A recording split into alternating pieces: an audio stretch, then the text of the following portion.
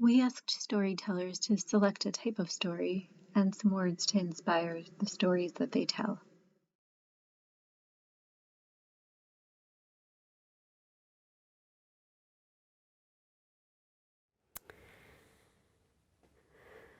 When I was little, the pattern that my teeth fell out in was I lost the two top big ones around the same time, and it felt like it took forever for them to come in. I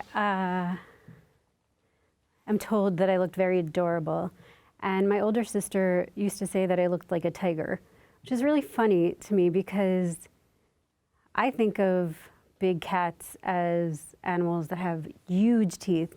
And me, I was missing the two most visible ones. But I guess what it did was it made it look like my canines were much bigger, and that the side teeth had a lot more action going on.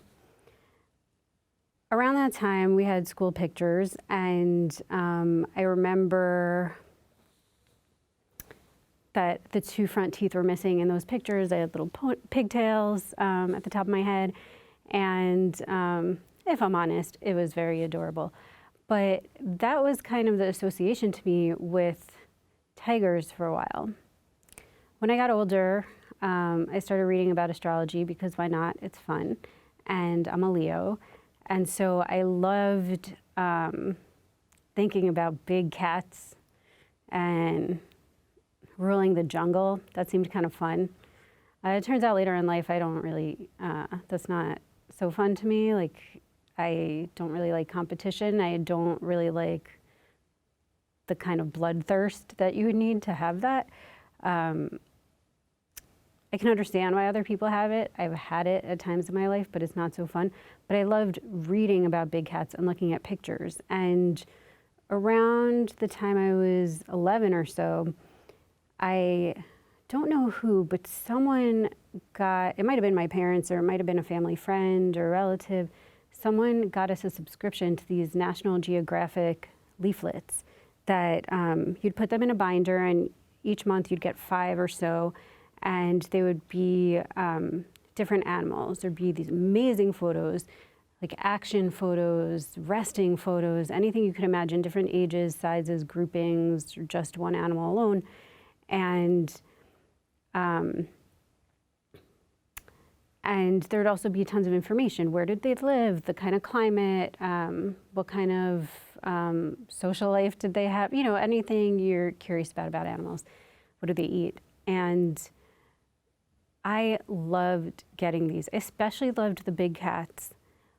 But what I really loved was any animal that was in a pose where you could kind of see how its muscles were shaped, because I also really like to draw. And I'm not a very good figurative, realistic artist. So I would look at these National Geographic pictures and I would take my pencils and my Crayolas and I would just try to look at the picture and draw it and understand the way muscles worked. And it was kind of my way of learning anatomy.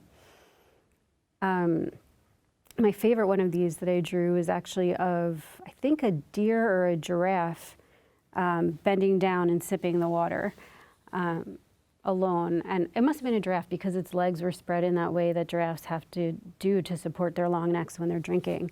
And it was really magnificent. And then I made up a sunset behind it because I just thought that would look nice. And I'm not, despite all this fascination with animals and drawing them, and looking at them and being compared to them, even if just for cuteness or in my own mind where I decide I'm a big cat, I'm not really such an animal person.